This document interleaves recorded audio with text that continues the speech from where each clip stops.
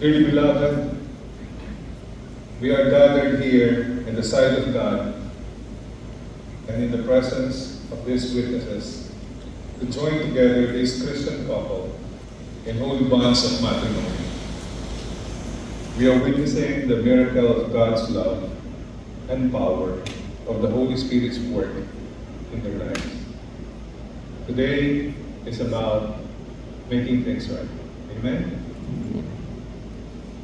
May the congregation please remain standing for the reading of the Word of God. In Genesis, then the Lord God said, "It is not good that the man should be alone. I will make him a helper fit for him."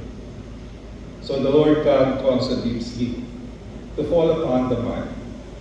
And while he slept, took one of his ribs and closed up its place with flesh.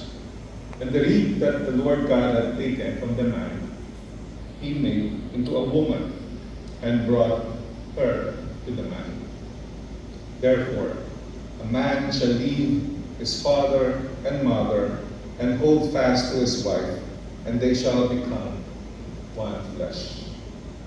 He who finds a wife finds what is good and receives favor from the Lord. Wives, submit to your husbands as to the Lord. For the husband is the head of the wife, as Christ is the head of the church, his body, of which he is the Savior. Now, as the church submits to Christ, so also wives should submit to their husbands in everything.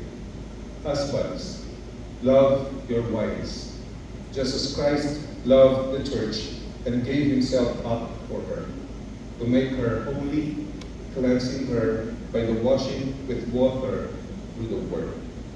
Let us pray. Heavenly Father, it is a beautiful day for Dennis and Maureen, and for all of us, from their friends and relatives and church family. We are rejoicing with them. We are enjoying them with their joyful hearts as they make things right with you. Lord, we pray that you shower them with blessings. You bless their union today. In Jesus' name. Amen. Amen.